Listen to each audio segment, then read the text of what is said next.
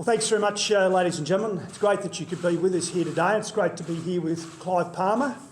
And who would have thought this day would have ever come, Clive? Well, politics is about ideas. Yeah, it's about ideas, and it's not about yourself, it's about the country, and that's what we're here to say. Today, ladies and gentlemen, we're saying that we're putting behind the disagreements of the past for Australia, because this country right now needs real leadership. And if we're to actually get this country back on track, the minor political parties need to come together to actually cooperate in many different ways to actually give Australia a real future. Because we're not going to get the sort of reforms that we need, the sort of new ideas, the progression forward from the major parties, which sadly are completely dominated by political hacks, people who've never had real jobs other than media jobs, paid union positions, peak industry bodies, and then the cushy political jobs they now have. And they have nothing to offer Australians, that's very clear. And they won't make important, courageous decisions, even if they're unpopular decisions. So today's announcement is very, very straightforward.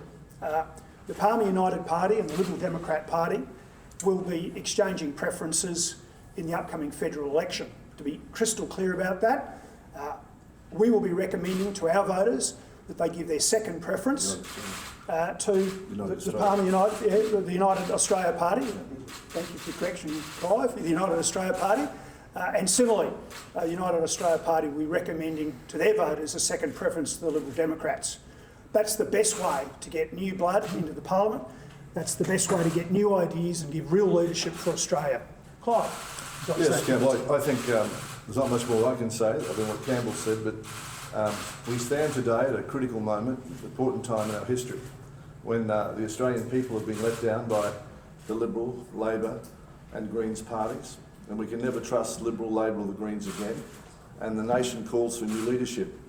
And I think we're lucky that Campbell Newman stepped forward and stood in this election, because he's a person of great courage and great conviction, because what's at stake here is freedom. Freedom of choice, your freedom, and freedom of opportunity. Economic opportunity, what you can and what you can't do.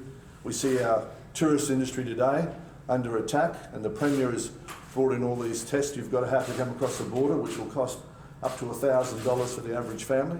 And that's why they won't come to Queensland. That's why there'll be more unemployment and the whole economy will contract. I just want to confirm the United Australia Party will be giving the Liberal Democrats our first preference.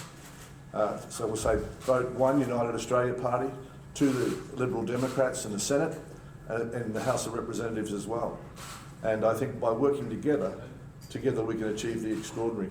I just want to say one more thing. So I should have just announced this morning that our membership's grown to 83,000 people across Australia, which is unprecedented in our history, and it means that we now have, as terms of membership, the largest political organisation in Australia. I think that's not just a sign of Craig Kelly's leadership or my leadership, it's a sign really of the dissatisfaction that people have got. Many of our people joining our party are former Liberals. I'm sure the same is true with Liberal Democrats and former Labor people and former Greens, because some of the issues at stake at this election are not ideologically only. It's talking about freedom, and freedom really can't be given to you by politicians. It's been earned in Australia at places like Beersheba, at Gallipoli, in the Kokoda Trail, at Trabuc. No politician and no government should be able to take away your freedom. I'm very happy to shake Campbell's hand and say, let's get on with it. That's great. Thanks. Yeah. Campbell, how hard is it to, I guess, work with someone that once labelled you a Nazi, less popular than Hitler, a criminal? Well, as I've said, we're putting aside the disagreements of the last 8 years in the interest of Australia, and I've been pretty tough on Clive Palmer as well, if you want to sort of look at some of those comments, but that's the past. The future is what's important, and Australia's future at the moment is in great peril because we've got politicians who for the last 2 years have mismanaged the COVID pandemic. I don't buy for a moment that they've done a great job. They haven't done a great job. They've taken away our freedom. They've stuffed up so many things. Even now they restrict our liberties and our freedoms. And what we've said about each other in the past doesn't matter. One brass razoo. It's about going forward together with other minor parties to give Australians a real alternative. Because if they just vote for the major parties, they're going to get the same stuff that they've seen in the last 20 years. So you've kissed it made up. I guess Yeah, well- Mr. Palmer, the other point at that time is I can tell you for sure there'll be no make-up between the two of you. I mean, how can people support you when you've gone from that to this? Well, when I made those comments and Campbell made comments about me, we all, of course, agree that we're democracy. And democracy is not just about having elections, it's about concepts of freedom. Yeah. They're core values which our constitutional forefathers wrote in our constitution. So naturally, I'm a loyal citizen to Australia, I'm sure Campbell is too.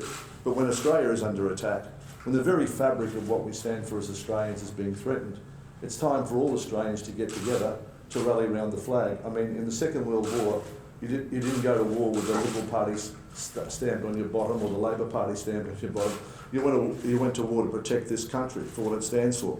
I'm 67 years old, I was retired from politics. It wasn't with any great enthusiasm my wife that I came out of politics to see what we could do for this country. But there was nobody else that would present an alternative view. We saw the Labor Party, the Liberal Party adopting Labor Party policies, holus bolus. I mean, Net zero. That's zero. And, I mean, you know, who would have thought that we'd be betrayed by the PM in that way? This state of Queensland that relies on gas and coal exports and fantastic agricultural produce, but he has sold out Queensland and continues to do so, as he did when he last week. He told everybody last week that he was against the Palaszczuk government's COVID-19 restrictions and indeed the vaccine mandate. He failed at the first hurdle yesterday in the Parliament, where he failed to back legislation that would have overturned that. Well, Craig Kelly introduced a bill to the House of Representatives to ban vaccine passports, which would have effectively meant that Palaszczuk's laws couldn't have taken place. But of course, rather than have the Liberals support it, he blocked it. So I think it just means that the Prime Minister, you can't believe a word he's got to say. He changes his position. We all know what happened to the Liberal Party in Western Australia when their leader adopted climate change, which weren't policies that the Liberal Party stood for. He was annihilated, and that's what will happen at the next election to the Liberal government. You're not vaccinated, is that correct? That's correct, yeah. And Mr. Newman? Well, frankly, no one should ask another Australian about their vaccine status, but given that I've said so publicly on many occasions what it is, I share with you today that I am. As someone who's vaccinated, I don't care two hoots if one of my fellow Australians who I stand next to at a press conference, in a pub, in a club, I don't care if they're vaccinated or not, because I've got the best possible protection I can possibly have, in my view. That's it. Well, he hasn't. I'm pretty healthy. You could die. I don't think. That's his call, that, isn't it? That's my personal liberty. Let's have a look at this in reality, because the true debate hasn't taken place in Australia. There's a lot of things happening overseas which the media don't report here. If we take Gibraltar, Gibraltar's been 118% vaccinated. How can you be 118% vaccinated? Because a lot of Spanish workers come across the border every day. Gibraltar now has the highest amount of COVID infections anywhere in the world, despite having a fully vaccinated population. Because the flaw is, in all this logic, is if you have the vaccine, you won't catch COVID. And of course, that's not true. If you have the vaccine, you can catch COVID and you can pass it on. It's no different than if you're No, that's what they tell you. There's no that's a lie, that you'd be less sick. Well, there's no data to support it. You know, if you go to Israel at the moment, 94% of people who are in hospital have been double jabbed. Now, others who could be cynical, like me, would be that this is something designed to make a lot of US pharmaceutical companies very wealthy. It's not bad to have the government pushing your product, a commercial product. The regulator, John Skerritt, coming out with a white coat saying, get vaccinated. Yet he's the guy that's supposed to regulate it. And we saw today that, what was his name, the former deputy chief medical officer in Canberra, the younger guy, Cosworth, come out and tell you that you can't give the vaccination to children under 12 because you could do them seriously harm. Now, the Moderna vaccination, for example, has not been approved in the United States for people under 30. So are you conspiracy theorists that you review, or are you just appealing to the right? No, this is not. Freedom? This is about money. Okay, this is not about conspiracy. There's 385 million doses of vaccine being bought from Australia by the Australian government, yet even you must know there are not 385 million Australians. Yeah? There are only 25 million Australians. So why is this excuse being to pay US companies for 300, and British companies, for 385 million doses of vaccine. It's just a way of diverting Commonwealth government money. I don't think you can believe anything that the Liberal Party says at the moment. And I could go and say why, but I'm sure you know why I say that. And so that I couldn't say for sure that we would support them. And I couldn't say the same thing. It's true what Campbell says about the Labor Party too, but we've got to remember Australia's got over $1 trillion of debt now. You know, one of my criticisms of Bill Shorten at the last election was he was going to take the country into $1 trillion of debt, right? And that's why I felt compelled to oppose him. It was a good decision because if we had spent that $1 trillion before COVID hit, there wouldn't have been money for all these other things. But nevertheless, there are other ways of dealing with these things, as we can see in other places of the world, where we don't have to have $1 trillion of debt and burden future generations. So fiscally, Josh Frydenberg and the Prime Minister has been very irresponsible, and they need to be held to account. So I've got no political future. I'm 67. I'm nearly out of the game. So whatever I do, whatever Craig Kelly does, whatever our party does, will be what's in the best interest of Australia. That's how we look at it. And there's no pre-commitments. It was reported in The Australian in July this year that the UAP was intending to specifically target LNP Minister Peter Dutton, who played a key role in the LNP hierarchy shake-up at convention this year. How much of this alliance is about your personal vendettas against the LNP as a party? Well, we'll be targeting every seat, not Peter Dutton. Despite the rule, I've met Peter Dutton. He's had breakfast with me this year. He's quite friendly. He's not someone that I've had any fight with. Same with people on the Labor side. I know them individually. I don't think it's about targeting individuals. There are bigger issues at stake here. We have to look at the policies. We have to look at what people stand for. So, that report's just not true. Mr. Newman, why, if there's an agreement that you guys seem to have with your minor parties, why would you have not decided to run with the United Australia Party for your Senate self? Oh, that's pretty easy. I mean, when I left the Liberal National Party, because they'd abandoned their principles, I then decided, would I run as an independent for the Senate? Would I go with a party? All the political advisors and friends that I have said to me, well, we think you would get up as an independent. But I didn't do that. And the reason I went with a party is this is something that requires teamwork. I didn't want to just be part of something, I didn't want to be the Lone Ranger. I wanted to be part of a team to make a difference. And I looked around and I made my decision to join the Liberal Democrats on the basis of their philosophies. Contrary to the narrative that has been out there about myself, I'm very actually for freedom, and I'm as a politician, I was always someone who was very reluctant to pass new laws and to sort of get in the way of people trying to live their lives and run their businesses. That's me. So the Liberal Democrats were the right sort of fit for me, so that's why I joined them. Yeah. Mr. Newman, would you say that just your political career, you've got a really good reputation, a Premier of Queensland, you were the Lord Mayor of... That's the nicest thing that anyone said to me for quite a long time from the media, but yeah, that's the nicest preference. I'm a member of the Liberal Democrats. I'm not joining the United Australia Party. No, we know that. Well, that's the point. Well, that's the point. I mean, well, again, we hope that the other minor parties will also work with us in the interest of Australia, because we need that real leadership. And this again, it's not about us or reputations or careers. I've got a great. Well, it could be. Well, hang on. I have got a great. This guy's got a great business, a better one than mine, I might add. But I've got a very good business as well, and I've worked hard to build that as an independent business person over the last 6.5 years. I don't need to do this.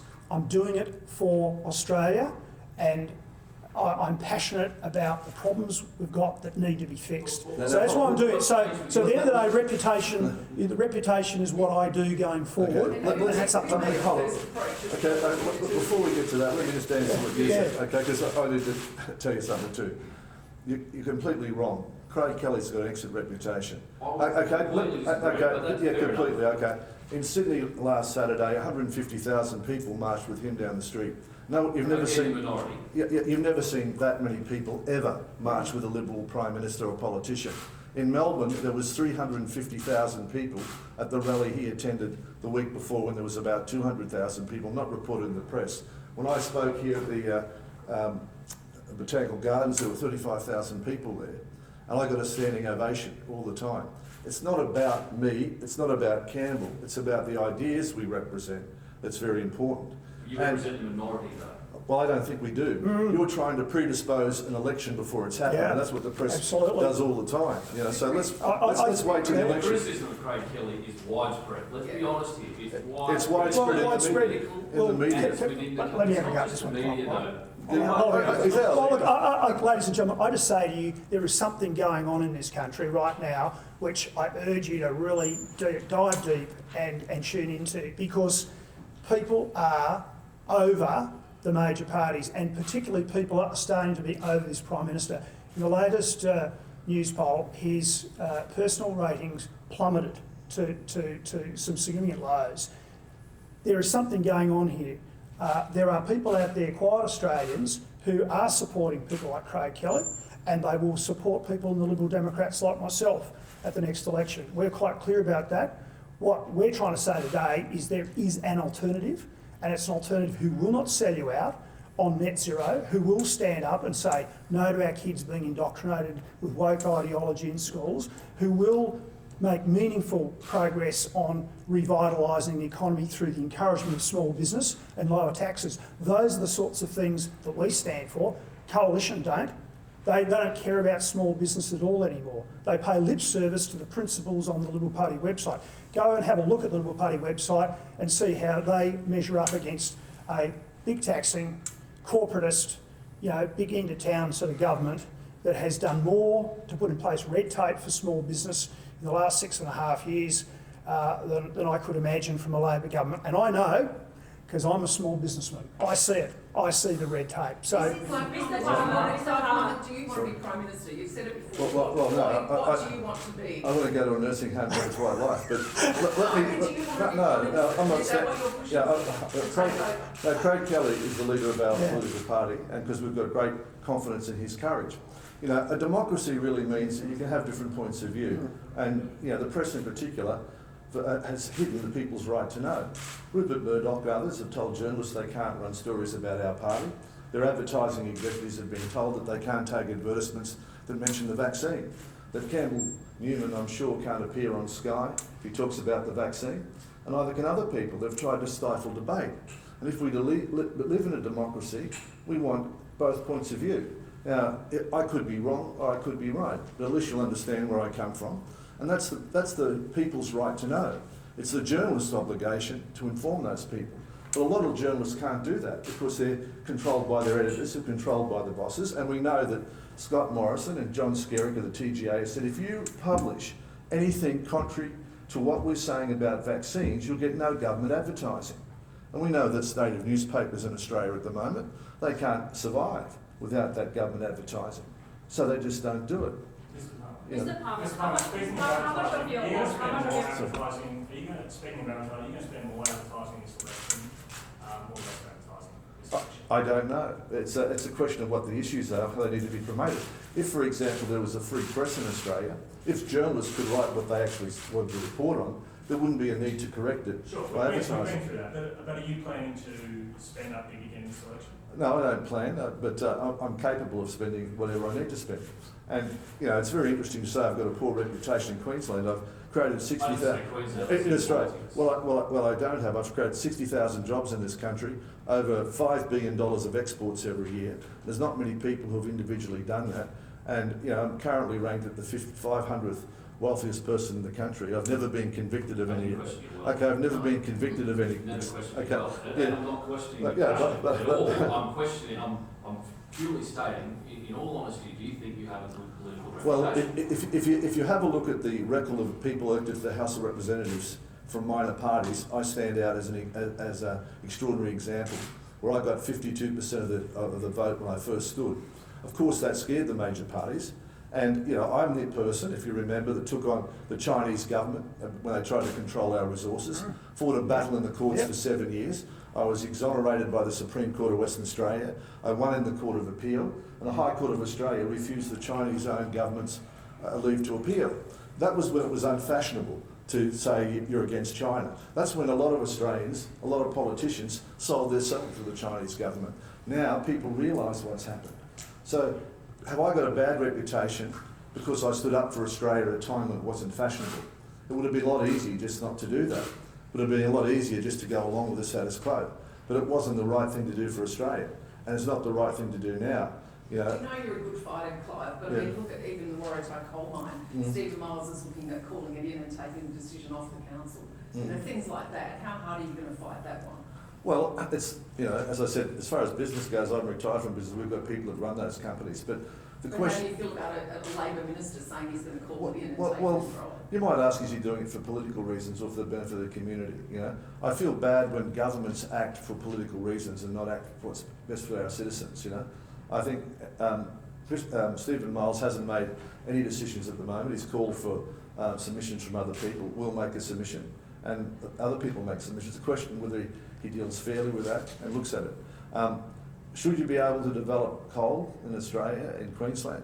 Well, it's our biggest export. Yep. And we know that the Queensland government, half of their revenue comes from coal at the moment. So they'll have to downsize to minis rather than what they're driving at the moment if they don't have a coal industry. And we know that Queensland coal is clean coal.